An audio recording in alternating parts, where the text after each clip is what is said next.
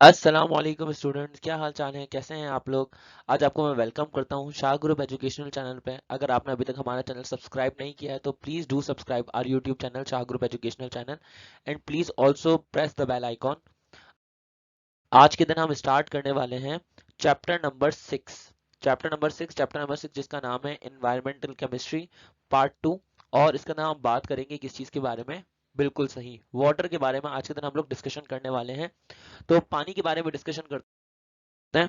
Water का introduction, मतलब ये तो सूरज को चिराग दिखाने वाली बात है। पानी का क्या इंट्रोडक्शन करवाऊं मैं आपको, लेकिन फिर भी करवाते हैं। आज के दिन हम क्या क्या पढ़ेंगे मैं आपको बता देता हूँ। वाटर का इंट्रोडक्शन पढ़ेंगे, पानी कॉम्पोजिशन, फिर वाटर की प्रॉपर्टीज पढ़ेंगे, पानी की प्रॉपर्टीज, फिजिकल प्रॉपर्टीज और केमिकल प्रॉपर्टीज किसी हद तक पढ़ लेंगे, सही है। फिर उसके बाद हम पढ़ेंगे water as a universal solvent.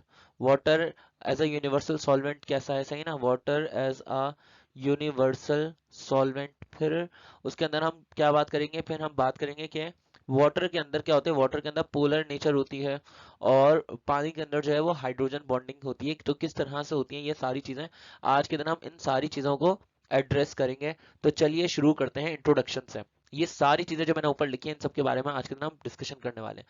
तो चलिए सबसे पहले इंट्रोडक्शन से स्टार्ट करते हैं। इंट्रोडक्शन। वाटर जो है वो सबसे ज्यादा पाया जाने वाला कंपाउंड है हमारी इस कुर्रे अर्थ के ऊपर, यानी कि जमीन के ऊपर। Water is the most abundant compound on earth. पानी की कोई स्मेल नहीं है, वाटर की कोई ओडोर नहीं है, कोई स्मेल नहीं है, इसका कोई कलर नहीं है और इसकी कोई स्मेल भी नहीं है, सही ना, इसकी कोई बदबू भी नहीं है। और केमिकल फॉर्मूला वाटर का जो होता है वो होता है H2O। एक इंसान जो है वो 4-5 दिन से ज्यादा नहीं जिंदा रह सकता पानी के बगैर। और हम लोग पानी के ऊपर रिलाई करते हैं, पानी के ऊपर भरोसा करते हैं, पानी पानी के साथ जीते हैं अपनी जिंदगी। पानी को हम लोग यूज करते हैं फॉर ड्रिंकिंग पर्पस, खाना पकाने के लिए पानी को यूज करते हैं, नहाने के लिए पानी को यूज करते हैं, कपड़े धोने के लिए पानी को यूज करते हैं, और इस तरह से फूड ग्रो करने के लिए, यानी कि आप ये समझ लें खेती बाड़ी करने के लिए हम पानी को यूज करते हैं। रिक्रिएशन यानी कि स्विमिंग पूल्स के अंदर जब हम इंजॉयमेंट करते हैं तो वहां पर हम लोग इंजॉयमेंट के लिए पानी को यूज करते हैं। इंडस्ट्रीज के अंदर पानी का यूज होता है, माइनिंग के अंदर पानी का यूज होता है। इस तरह इलेक्ट्रिसिटी बनाने के लिए, इलेक्ट्रिसिटी जनरेट करने के लिए पानी का यूज होता है। मतलब क्या क्या पानी के यूज हो सकते हैं जो आप सोच सकते हैं, पानी वहां पर इस्तेमाल किया जा सकता है। अच्छा, अब आगे बढ़ते हैं। अकरेंस ऑफ वाटर की, पानी कहाँ पे पाया जा रहा है, वाटर की अकरेंस कहाँ कहाँ पर है। तो अगर मैं आपको सबसे पहले रफली रफली बता देता हूँ। वाटर की अगर हम बात कर लेते हैं, हमारी अर्थ पे जो अगर पूरी हमारी पूरी अर्थ की अगर बात कर ली जाए, पूरी की पूरी अर्थ, तो इस पूरी अर्थ पे तकरीबन 70% वाटर है। तकरीबन 70% वाटर है, इसके ऊपर नीचे हो सकता है।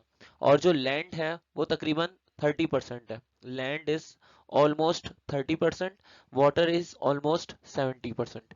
अब ये जो 70% वाटर है, इस 70% वाटर के अंदर से 97% वाटर जो है वो हार्ड वाटर है। 70% वाटर के अंदर से जितना भी वाटर है उस वाटर का 97% जो है वो क्या है, हार्ड वाटर है। यानी कि खारा पानी है, इतना खारा पानी है जिसके अंदर परमानेंट हार्डनेस है, हम इसको पीने के लिए यूज नहीं कर सकते। 3% पानी जो है वो बेसिकली फ्रेश वाटर है, या हम इसको पीने के लिए यूज कर सकते हैं।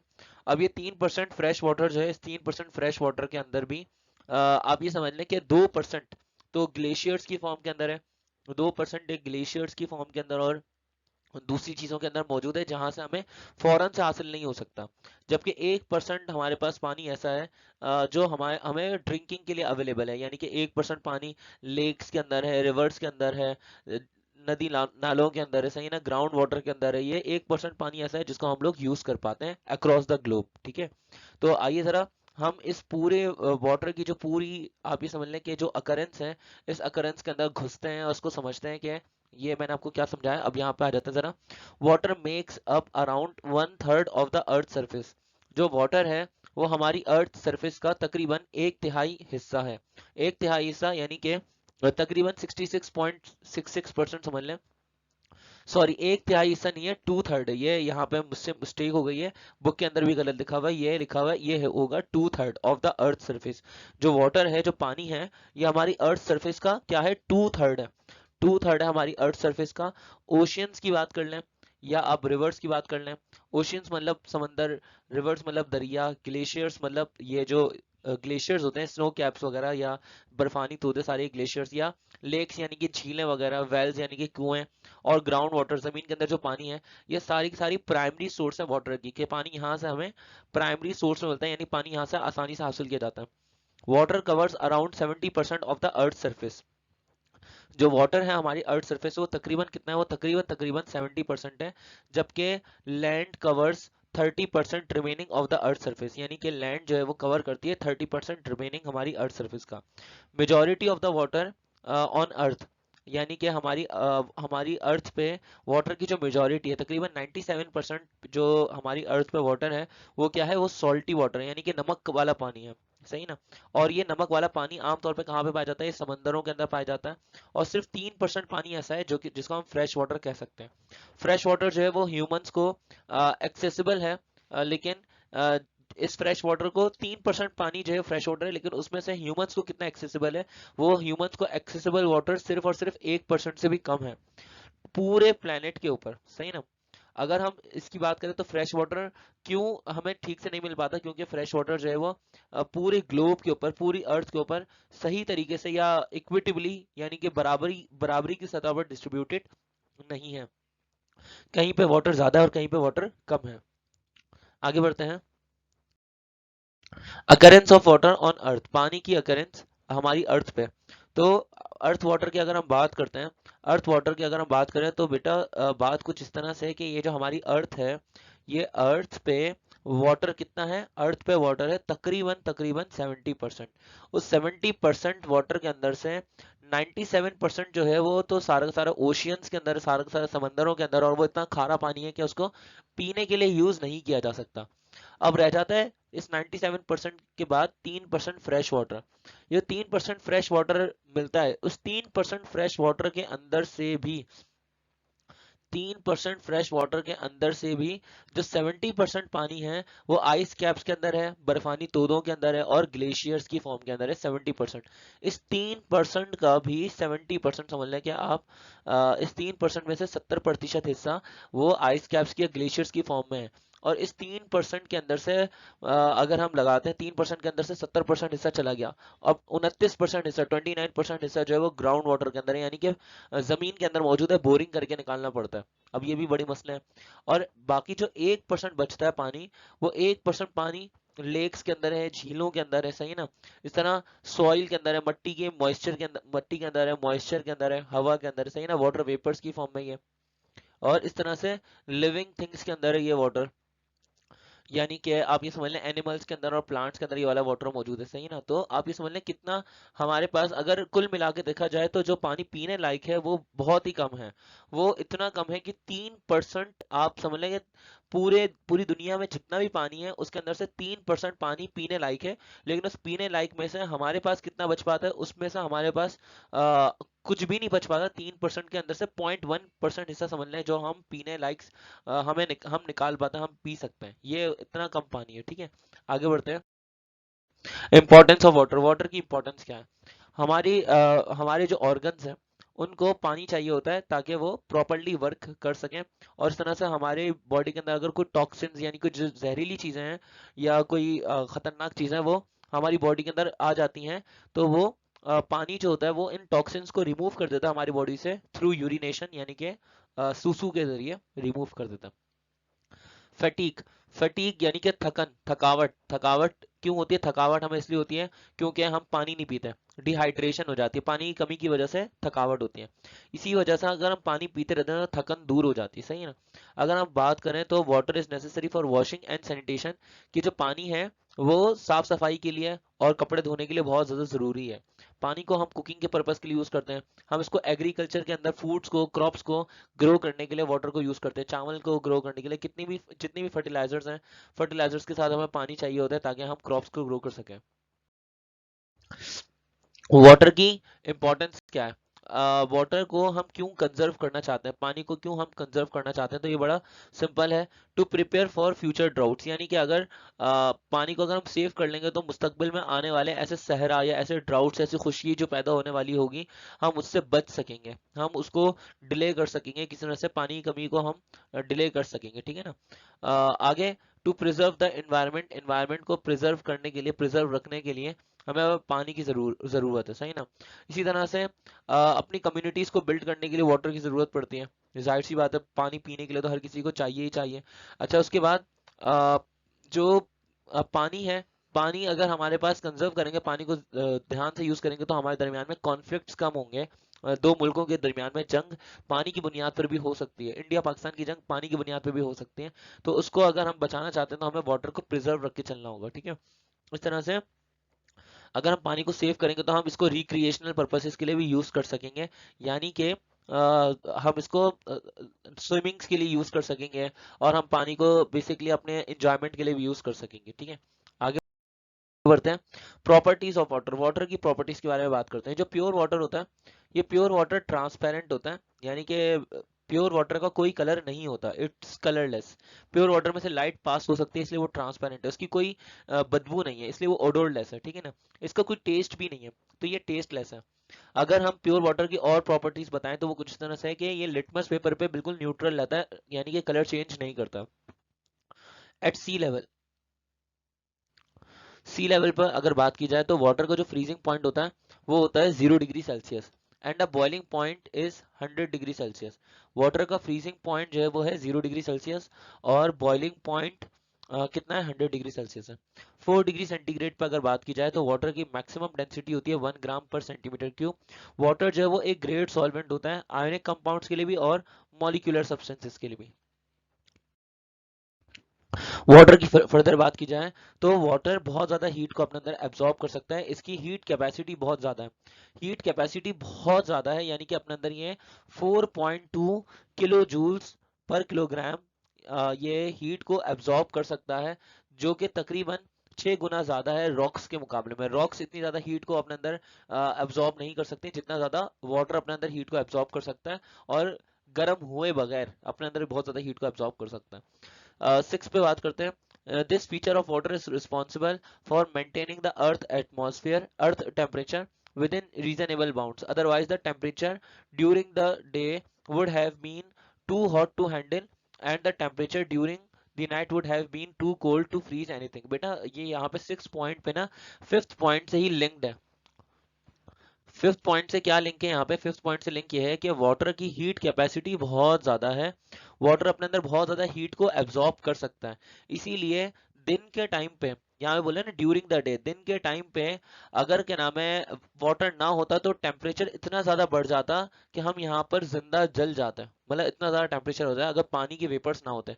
होता क्या है, दिन के टाइम पे जब गर्मी बहुत ज़्यादा बढ़ रही होती है तो वाटर वेपर्स अपने अंदर ये हीट को एब्जॉर्ब करते रहते हैं।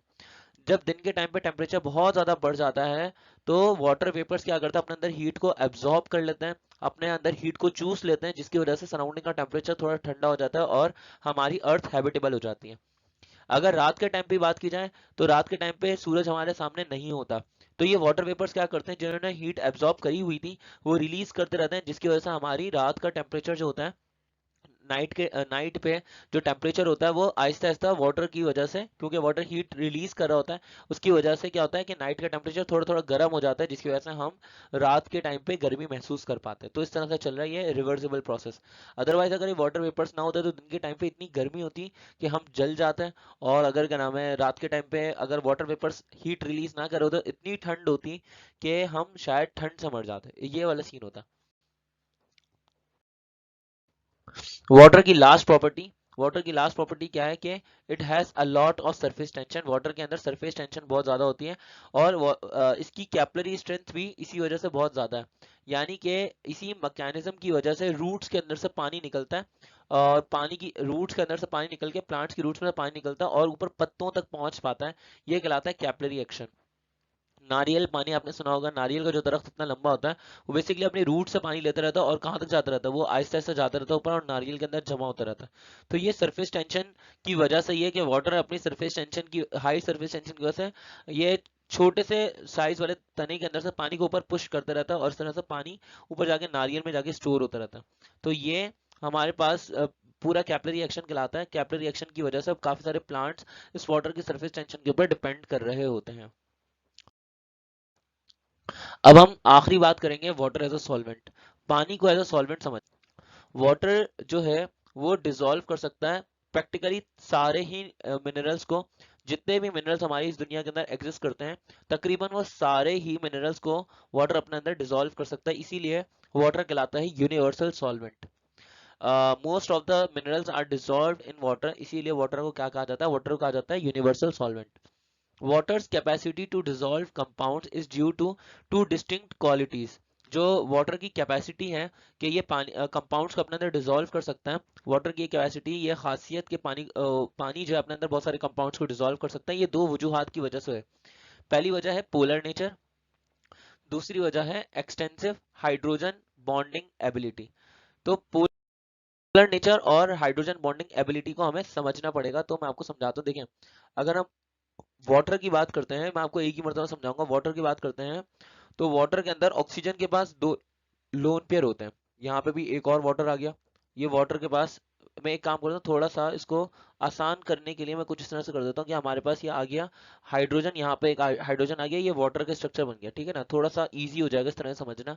यहाँ पे भी ऑक्सीजन आ गया, ऑक्सीजन के पास दो लोन पेयर आ गए, सही ना, यहाँ पर एक हाइड्रोजन आ गया, यहाँ पर एक हाइड्रोजन आ गया, फिर एक और ऑक्सीजन ले लिया, एक और ऑक्सीजन, यहाँ पर एक हाइड्रोजन और यहाँ पर एक हाइड्रोजन, इसी तरह से एक ऑक्सीजन नीचे ले लिया हमने, यहाँ पे क्या आ जाएगा, यहाँ पे आ जाएगा हमारे पास दो हाइड्रोजन इस ऑक्सीजन के साथ, और यहाँ पे इस ऑक्सीजन के साथ भी हमने क्या बना लिया, दो हाइड्रोजन बना लिया, यहाँ पे दो हाइड्रोजन बना लिया। सेम इस तरह से ऑक्सीजन के पास दो लोन पेयर आ गया और यहाँ पे दो हाइड्रोजन आ गए, इस तरह से, ठीक है। अब देखें, बात यह है कि ये जो ऑक्सीजन है ये हाईली इलेक्ट्रोनेगेटिव है। ऑक्सीजन क्या है बच्चों, ऑक्सीजन जो है वो हाईली इलेक्ट्रोनेगेटिव है। ऑक्सीजन हाईली इलेक्ट्रोनेगेटिव है तो ये क्या करता है, शेयर्ड पेयर ऑफ इलेक्ट्रॉन, यहाँ से जो शेयर्ड पेयर ऑफ इलेक्ट्रॉन है, शेयर्ड पेयर ऑफ इलेक्ट्रॉन को ज्यादा देर के लिए अपने पास खींच के रखता है, ऑक्सीजन हाईली इलेक्ट्रोनेगेटिव होने की वजह से। जब ऑक्सीजन बहुत ज्यादा हाईली इलेक्ट्रोनेगेटिव इलेक्ट्रॉन को अपने पास खींच के रखता है, इलेक्ट्रॉन ऑक्सीजन के पास ज्यादा देर के लिए जमा हो जाता है, तो इलेक्ट्रॉन ऑक्सीजन के ऊपर आ जाता है, sorry, partial negative charge. Oxygen के ऊपर कौन सा चार्ज आ जाता है, ऑक्सीजन के ऊपर आ जाता है पार्शियल नेगेटिव चार्ज। हाइड्रोजन के ऊपर आ जाता है पार्शियल पॉजिटिव चार्ज, ठीक है ना। यहाँ पे भी ऑक्सीजन के ऊपर पार्शियल नेगेटिव चार्ज, हाइड्रोजन के ऊपर पार्शियल पॉजिटिव चार्ज। ऑक्सीजन पे पार्शियल नेगेटिव, हाइड्रोजन पे पार्शियल पॉजिटिव। ऑक्सीजन में पार्शियल नेगेटिव, हाइड्रोजन में पार्शियल पॉजिटिव। ऑक्सीजन में पार्शियल नेगेटिव, हाइड्रोजन में पार्शियल पॉजिटिव। ऑक्सीजन में पार्शियल नेगेटिव चार्ज आ जाता है, हाइड्रोजन में पार्शियल पॉजिटिव चार्ज आ जाता है। तो ये जो पार्शियल नेगेटिव चार्जेस और पार्शियल पॉजिटिव चार्जेस आ रहे हैं ऑक्सीजन की हाई इलेक्ट्रोनेगेटिविटी की वजह से, इसकी वजह से पार्शियल नेगेटिव चार्जेस और पार्शियल पॉजिटिव चार्जेस की वजह से, ये कहलाता है polar nature. Polar covalent bond कहलाता है, ये पोलर नेचर कहलाता है, जहां पे पॉजिटिव और नेगेटिव चार्जेस आ जाता है, तो ये पोलर नेचर आ गए। अब इस पोलर नेचर की वजह से क्या होता है कि जैसे कि ये वाला हाइड्रोजन है, एक वाटर मॉलिक्यूल का हाइड्रोजन दूसरे वाटर मॉलिक्यूल के ऑक्सीजन से अट्रैक्ट होता है, एक वाटर मॉलिक्यूल का हाइड्रोजन दूसरे वाटर मॉलिक्यूल का ऑक्सीजन से अट्रैक्ट होता है, तो दरमियान में ये वाली बॉन्डिंग क्रिएट हो जाती है, जो डॉटेड लाइन से रिप्रेजेंट कर रहा हूँ। यहाँ पे भी ऑक्सीजन के ऊपर पार्शियल नेगेटिव चार्ज, हाइड्रोजन पे पार्शियल पॉजिटिव चार्ज, इनके दरमियान में ये वाली बॉन्डिंग क्रिएट हो जाती है। इस तरह से ये वाला ऑक्सीजन के और इस वाले हाइड्रोजन के दरमियान में बॉन्डिंग क्रिएट हो जाएगी। इस ऑक्सीजन के और हाइड्रोजन के दरमियान में डॉटेड लाइंस वाली बॉन्डिंग क्रिएट हो जाएगी, क्योंकि हाइड्रोजन में पार्शियल पॉजिटिव है, ऑक्सीजन में पार्शियल नेगेटिव, और इस तरह से भी हाइड्रोजन पे पार्शियल पॉजिटिव, ऑक्सीजन पे partial negative, opposite opposite attract करें, दरमियान में ये वाली बॉन्डिंग डॉटेड लाइंस वाली क्रिएट होती जा रही है। इस तरह से ऑक्सीजन और हाइड्रोजन के दरमियान में भी यहाँ पे भी डॉटेड लाइंस वाली बॉन्डिंग क्रिएट हो रही है, और यहाँ पे भी। तो ये जो डॉटेड लाइंस वाली बॉन्डिंग क्रिएट हो रही है, ये कहलाती है हाइड्रोजन बॉन्डिंग। अब हाइड्रोजन बॉन्डिंग क्रिएट हो जाती है तो इसकी वजह से वाटर मॉलिक्यूल की दरमियान में स्ट्रेंथ बहुत ज्यादा बढ़ जाती है, और पोलर नेचर भी बहुत ज्यादा बढ़ जाती है।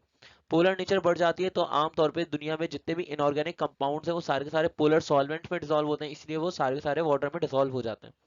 तो सारे ही मिनरल्स पानी में इसलिए डिसॉल्व हो जाते हैं क्योंकि वो पोलर नेचर रखते हैं, पानी की नेचर भी पोलर है। तो लाइक सॉल्यूट लाइक सॉल्वेंट वाला रूल अप्लाई हुआ, और एक जैसे सॉल्यूट एक जैसे सॉल्वेंट में डिसॉल्व हो गए, तो इस तरह से वाटर एज अ सॉल्वेंट काम कर रहा है। अब जो हमने चीज समझी थी, हम यहाँ पे इसको वर्डिंग में समझ रहे हैं कि वाटर मॉलिक्यूल की पोलर नेचर कैसे होती है। पोलर स्ट्रक्चर इस वजह से होता है क्योंकि इलेक्ट्रोनेगेटिविटी का डिफरेंस होता है ऑक्सीजन के और हाइड्रोजन एटम्स के दरमियान में। जो वाटर है वो डिसॉल्व कर लेता है सारे ही पोलर कंपाउंड्स को, क्योंकि वाटर का जो पॉजिटिव एंड होता है यानी कि हाइड्रोजन, वो अट्रैक्ट हो जाता है किस चीज से, दूसरे वाटर के नेगेटिव एंड से, यानी कि ऑक्सीजन के ऊपर पार्शियल नेगेटिव चार्ज वाले से अट्रैक्ट हो जाता है। तो इस तरह से फिर एक और नेगेटिव एंड अट्रैक्ट होता है वाटर के पॉजिटिव एंड से यानी कि H पॉजिटिव आयन से, H पार्शियल पॉजिटिव चार्ज से अट्रैक्ट हो रहा होता है, जो मैंने आपको पिछली स्ट्रक्चर के अंदर समझाया था, वही सब कुछ है। पोलर नेचर के अंदर क्या होता है, पोलर नेचर के अंदर यहाँ पे dipole dipole force of attraction exist करती है आइंस के दरमियान में और वाटर मॉलिक्यूल्स के दरमियान में। तो इससे होता क्या है कि ये जो डायपोल फोर्सेस हैं, जो फोर्सेस ऑफ अट्रैक्शन है वाटर मॉलिक्यूल्स के दरमियान में और वाटर के आइंस के दरमियान में, जो फोर्सेस ऑफ अट्रैक्शन है वो क्या करती हैं, आइंस के दरमियान में आपसी इलेक्ट्रोस्टैटिक अट्रैक्शन को ओवरकम कर जाती हैं। ये आपको चीज समझ में नहीं आएगी, मैं इसको थोड़ा सा आसानी समझाने की कोशिश करता हूँ। देखें यहाँ पे ऑक्सीजन के ऊपर पार्शियल नेगेटिव चार्ज, यहाँ पे हाइड्रोजन पे पार्शियल पॉजिटिव चार्ज है। ऑक्सीजन में पार्शियल नेगेटिव चार्ज, हाइड्रोजन में पार्शियल पॉजिटिव चार्ज। अब यहाँ पे होता क्या है कि यहाँ पर एक और वाटर मॉलिक्यूल हमने ले लिया, ऑक्सीजन में पार्शियल नेगेटिव और हाइड्रोजन में पार्शियल पॉजिटिव चार्ज, ठीक है। यहाँ पे पार्शियल पॉजिटिव, यहाँ पे पार्शियल नेगेटिव, ठीक है। अब यहाँ पे ये क्या हो रहा है, यहाँ पे ऑपोजिट चार्जेस के दरमियान में ये dipole dipole force of attraction आ रही है, जिसको हम क्या कह रहे थे, हम कह रहे थे इसको हाइड्रोजन बॉन्डिंग। ये वाली हाइड्रोजन बॉन्डिंग आ चुकी है। ये जब हाइड्रोजन बॉन्डिंग आ गई है तो हमने जब भी कोई सब्सटेंस डाला और कोई पोलर सॉल्यूट डाला तो वो सब्सटेंस की नेचर भी पोलर होगी, वो सब्सटेंस की भी पोलर नेचर होगी, तो उसकी पोलर नेचर क्या करेगी, उसकी पोलर नेचर इस हाइड्रोजन बॉन्डिंग को ओवरकम कर जाएगी, यानी कि इस हाइड्रोजन बॉन्डिंग को तोड़ देगी। और होगा क्या कि वो पोलर सब्सटेंस इस पानी के अंदर डिसॉल्व हो जाएगा। जब वो पोलर नेचर पानी के अंदर, पोलर सब्सटेंस पानी के अंदर डिसॉल्व हो जाएगा तो इस तरह से हम कह सकते हैं कि जो आइंस के दरमियान में आपसी इलेक्ट्रोस्टैटिक अट्रैक्शन है, कोई भी कंपाउंड जब हम डालेंगे तो वो कंपाउंड इस हाइड्रोजन बॉन्डिंग को ओवरकम कर जाता है, जिसकी वजह से वो कंपाउंड पानी में डिसॉल्व हो जाता है, ठीक है। आगे बढ़ते हैं, यहाँ पे यही लिखा हुआ है, वाटर मॉलिक्यूल का फॉर्मूला है H2O। यहाँ पे हमने सॉल्ट डाला, तो सॉल्ट के जो क्रिस्टल्स हैं, जैसे कि मान लो NaCl के क्रिस्टल्स हैं, वो पानी के अंदर सोल्यूशन में कुछ इस तरह से डिसॉल्व हो रहे हैं। जैसे क्लोरीन का जो आयन है, क्लोरीन के आयन की सराउंडिंग में या हाइड्रोजन के पार्शियल पॉजिटिव चार्जेस वाले आपको दिख रहे होंगे आइंस, ठीक है ना। तो हो क्या रहा है कि क्लोरीन अपनी सराउंडिंग में हाइड्रोजन के पार्शियल पॉजिटिव चार्जेस को सराउंड करवा रहा है। इस तरह सोडियम के ऊपर पार्शियल पॉजिटिव चार्ज है तो वो अपने सराउंडिंग में ऑक्सीजन के पार्शियल नेगेटिव चार्जेस वालों को अपने सराउंडिंग में अट्रैक्ट करवा रहा है। तो इस तरह से क्या होता है कि कोई भी सॉल्ट या कोई भी एसिड बेस वगैरह, वो पानी की पोलर नेचर की वजह से पार्शियल पॉजिटिव और पार्शियल नेगेटिव चार्जेस की वजह से पानी के अंदर डिसॉल्व हो जाती है, ठीक है। आगे बढ़ते हैं। एक्सटेंसिव हाइड्रोजन बॉन्डिंग में मैं आपको समझा चुका हूँ कि एक वाटर मॉलिक्यूल जो होता है वो तकरीबन हाइड्रोजन बॉन्ड्स क्रिएट कर सकता है दूसरे वाटर मॉलिक्यूल्स के साथ में मिलकर, कम से कम 4 एडिशनल वाटर मॉलिक्यूल के साथ में, सॉरी ज्यादा से ज्यादा 4 वाटर मॉलिक्यूल्स के साथ में मिलकर वो हाइड्रोजन बॉन्डिंग्स क्रिएट कर सकता है। इस तरह से वो वाटर मॉलिक्यूल्स अपने आप को टेट्राहेड्रल स्ट्रक्चर में अरेंज कर लेते हैं। वाटर मॉलिक्यूल के अंदर क्या होता है, 2 OH बॉन्ड्स होते हैं और 2 लोन पेयर होते हैं। अब यहाँ पे होता क्या है कि by establishing hydrogen bond with various polar non ionic molecules, यानी कि यहाँ पे बोल रहे हैं कि जब वाटर के अंदर हाइड्रोजन बॉन्ड होता है तो वो हाइड्रोजन बॉन्ड बेसिकली दूसरे पोलर नॉन आयोनिक मॉलिक्यूल्स जिसके अंदर क्या होते हैं, हाइड्रोक्सिल ग्रुप्स होते हैं, जैसे कि OH ग्रुप हो गया, अल्कोहल हो गया, ऑर्गेनिक एसिड्स हो गए, ग्लूकोज, शुगर, या ऐसी चीजें जिसके अंदर जो कि हैं तो नॉन आयोनिक, यानी कि आयोनिक नेचर का नहीं है। अल्कोहल नॉन आयोनिक है, ऑर्गेनिक एसिड्स नॉन आयोनिक है, ग्लूकोज या शुगर, चीनी वगैरह ये नॉन आयोनिक है, लेकिन इनके अंदर OH ग्रुप्स मौजूद हैं। तो होता क्या है कि ये पानी के अंदर डिसॉल्व हो जाते हैं, तो वाटर इसको इनको डिसॉल्व कर सकता है, ठीक है ना। तो स्टूडेंट्स यहाँ पे हमारे पास ये पूरी हाइड्रोजन बॉन्डिंग की एबिलिटी आपको दिखाई गई है कि कैसे ऑक्सीजन में पार्शियल नेगेटिव, हाइड्रोजन में पार्शियल पॉजिटिव और हाइड्रोजन में पार्शियल पॉजिटिव चार्ज था। लेकिन फिर क्या हुआ कि एक के ऑक्सीजन ने दूसरे के हाइड्रोजन को ये डॉटेड लाइन से अट्रैक्ट कर लिया, एक के ऑक्सीजन ने दूसरे के हाइड्रोजन को डॉटेड लाइन से अट्रैक्ट किया, तो ये डॉटेड लाइंस वाली जो फोर्सेस ऑफ अट्रैक्शन है ये कहलाते हैं हाइड्रोजन बॉन्ड। आई होप कि स्टूडेंट्स आपको हमारी वीडियो पसंद आई होगी। अगर आपने हमारे चैनल को अभी तक सब्सक्राइब नहीं किया शाह ग्रुप एजुकेशनल चैनल को, तो please do subscribe our YouTube channel. मैं आपसे मिलूंगा नेक्स्ट वीडियो के अंदर। तब तक के लिए अपना ख्याल रखिएगा। अल्लाह हाफिज।